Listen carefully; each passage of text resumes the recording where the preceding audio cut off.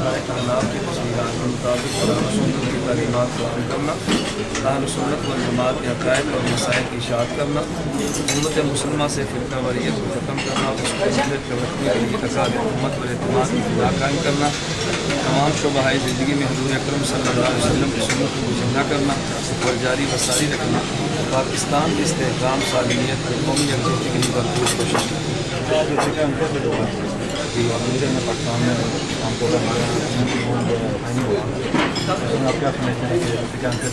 آئینی بحران ہونے کی وجہ علماء سے دوری کا فقہاء اور اہل حدیث آئینی بحران کے لیے ہمارے آئین ساز جو لوگ ہیں علماء سے رابطہ کر کے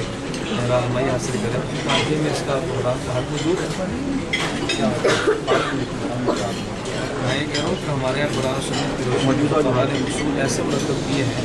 جو قیامت تک آنے والے تمام مسائل کی رہنمائی پیش کرتے ہیں۔ اب جب ہماری اسمبلی میں علماء پر اعتماد کرنے کی ہے کہ کیسے طبقے سے رہنمائی دیتے ہیں غلط سے واقف ہے، ظاہر ہے کہ بحران بڑھے گا، کم نہیں ہوگا۔ فقہ حنفی کے علماء تو تب کردار ادا جب ان سے کوئی بات پوچھے گا تو پھر ہے، جب تک نہ پوچھے گا تو پھر قانونی کیا کردار ادا کرنا ہے۔ مزید اپنی جو بنائیں گے اپنی تجاویز اپنا سمجھتے ہیں پالیسی خاص بتا رہے ہیں تجاویز بھیجیں گے بھی، متوجہ بھی کریں گے، ارسال بھی کریں گے، اور ہماری کوشش ہوگی کہ ہماری تجاویز حکومت تک پہنچے، حکومت ہماری تجاویز کو روشنی میں اس آئینی بحران کو دور کرے۔